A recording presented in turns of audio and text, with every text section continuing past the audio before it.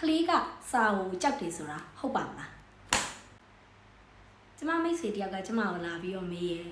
သူ့ကလေးကစာသင်ရတာအရန်ခက်လို့တဲ့ခလေးကစာကိုကြောက်နေတဲ့သူရဲ့ကျမလူသားတွေအားလုံးကတခုခုကိုလေ့လာသင်ယူပုံချင်းမတူကြပါဘူးရှင်တချို့တွေကကြတော့အမြင်အာရုံနဲ့သင်ကြတယ်ကိုယ်တိုင်မြင်ရမှသင်လွယ်တက်လွယ်ကြတယ်တချို့တွေကတော့အကြားအာရုံနဲ့သင်ကြတယ်အတန်လေးတွေကြားတဲ့အခါမှာသူတို့တို့ပို့ပြီးတော့မှတ်မိလွယ်ကြတယ်တချို့တွေကြတော့တက်ကြွတဲ့လှုပ်ရှားမှုတွေနဲ့သင်ယူကြတယ်လှုပ်ရှားနေရင်လည်းသင်ယူတာကသူတို့တို့ကိုပို့ပြီးတော့မှတ်မိလွယ်ကြတယ်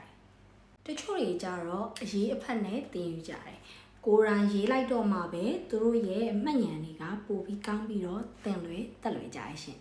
ကျမတို့ကလေးတွေကစာသင်ဖို့ပြင်းတာမဟုတ်ပါဘူးကျမတို့ကလေးတွေရဲ့သင်ယူမှုပုံစံကိုကျမတို့မိဘတွေကိုယ်တိုင်ကမသိသေးလို့ဖြစ်ပါတယ်အဲ့တော့သင်ရဲ့ကလေးရဲ့ learning style သင်ယူမှုပုံစံကိုသိချင်တယ်ဆိုလို့ရှင်တော့ကျမစီမှာ text လေးနဲ့ဖြည့်ပြီးတော့ကလေးရဲ့သင်ယူမှု style ကိုရှာဖွေလို့ရပါတယ်အဲ့တော့ဒါလေးကိုစိတ်ဝင်စားရဆိုလို့ရှိရင်တော့ကျမရဲ့ Viber နံပါတ်လေးပေးထားပါမယ်အဲ့ဒီမှာလာပြီးတော့ learning style text ပေါ့နော်သင်ယူမှု text ဆိုပြီးတော့လာပြီးတော့မေးမြန်းစုံစမ်းနိုင်ပါတယ်ရှင်